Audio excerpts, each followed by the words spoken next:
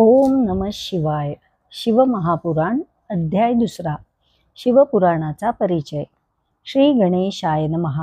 व्यास म्हणाले, प्रयाग क्षेत्री ज्ञानयज्ञकर्त्या ऋषींनी सुतांना आपली चिंता सांगितली. त्यांच्या अंतःकरणातील लोकोद्धाराची तळमळ जाणून महामुनी सुतांना मोठे समाधान वाटले. त्यांनी भगवान शंकराचे स्मरण केले आणि म्हणाले, साधुजन हो, तुम्ही खूप चांगली गोष्ट विचारली आहे.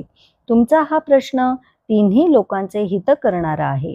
तुमच्या प्रेमळ आग्रहाखातर मी गुरुदेव व्यासांचे स्मरण करून याविषयी काही बोलणार आहे. तुम्ही मला लोकोद्धारासाठी उपाय विचारलात म्हणून मी तुमच्या सन्मुख श्री शिवपुराणाचे निरूपण करण्याचे ठरविले आहे. ही कथा वेदांताचे सारसर्वस्व आहे. श्रोता आणि वक्त्याच्या पापराशींना दग्ध करून त्यांचा उद्धार करणारी आहे. हे पावन शिवचरित्र कलिमलाचा नाश करून परमार्थ साधून देणारे, मूढजनांचे इहपर कल्याण करणारे आहे. या पुराणात भगवान शंकरांच्या सर्वोच्च कीर्तीचे वर्णन आहे.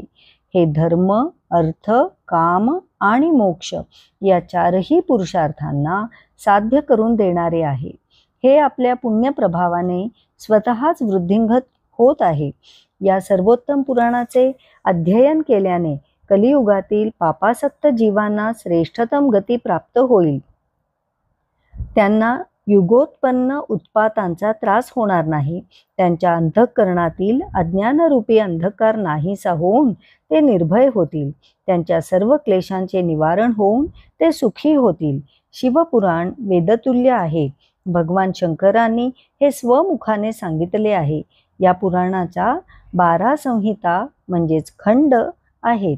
त्यांची नावे पुढील प्रमाणे आहेत: विद्येश्वर संहिता, रुद्र संहिता, विनायक संहिता, उमा संहिता, सहस्त्र कोटी रुद्र संहिता, एकादश रुद्र संहिता, कैलास संहिता, शतरुद्र संहिता, कोटिरुद्र संहिता, मातृसंहिता, वायवीय संहिता, धर्म संहिता. ब्राह्मणांनो, या 12 संहिता अत्यंत पुण्यमयी आहेत. आता त्यांची श्लोकसंख्या सांगतो. विंदेश्वर संहितेत 10,000 श्लोक आहेत.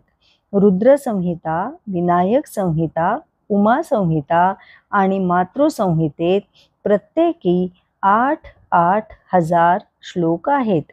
एकादश रुद्र संहितेत 13,000, कैलास संहितेत 6,000, शतरुद्र संहितेत 3,000, कोटिरुद्र संहितेत 9,000, सहस्त्र कोटी रुद्र संहितेत 11,000, वायवीय संहितेत 4,000, तर धर्म संहितेत एकूण 12,000 श्लोक आहेत. अशा प्रकारे मूळ शिवपुराणात 1,00,000 श्लोक आहेत, पण व्यासांनी याला 24,000 श्लोकांमध्ये संक्षिप्त केले आहे. पुराणांच्या क्रमवारीत शिवपुराण 4थ्या स्थानावर आहे. या संक्षिप्त आवृत्तीत 7 संहिता आहेत. अतिप्राचीन काळी भगवान शंकरांनी शतकोटी श्लोकांचा एक महान पुराण ग्रंथ निर्माण केला होता. सृष्टीच्या आरंभी रचलेले हे पुराण साहित्य फारच विस्तृत आहे. कालांतराने द्वापार युगात कृष्णद्वैपायन म्हणजेच व्यास आदी महर्षींनी त्या पुराणाचे 18 भागात विभाजन केले. त्याला संक्षिप्त स्वरूप दिले. त्यामुळे ते महापुराण केवळ 4,00,000 श्लोकांमध्ये सीमित झाले. त्यामध्ये शिवपुराण 24,000 श्लोकांचे आहे. या पुराणात अनुक्रमे विंदेश्वर संहिता, रुद्र संहिता, शतरुद्र संहिता, कोटिरुद्र संहिता, उमा संहिता, कैलास संहिता आणि वायवीय संहिता अशा 7 संहिता आहेत.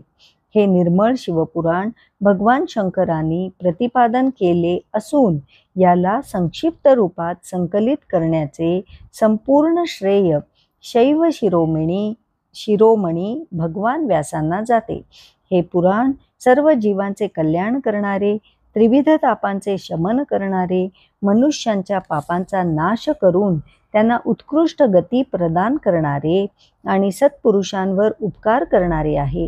या अतुलनीय पुराणात वेदांचे अद्वैत ज्ञान आणि निष्काम धर्माचे यथार्थ प्रतिपादन केलेले आहे.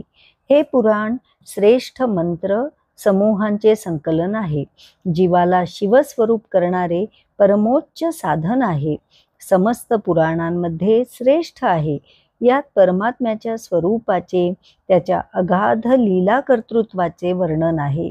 द्वेष मत्सररहित विद्वानांसाठी ही अनुभवण्याची वस्तू आहे. जो मनुष्य या अमृतमय पुराणाला आदराने श्रवण पठण करतो तर तो शिवकृपेला प्राप्त होऊन परमगती प्राप्त करतो. अध्याय 2 समाप्त. ओम नमः शिवाय.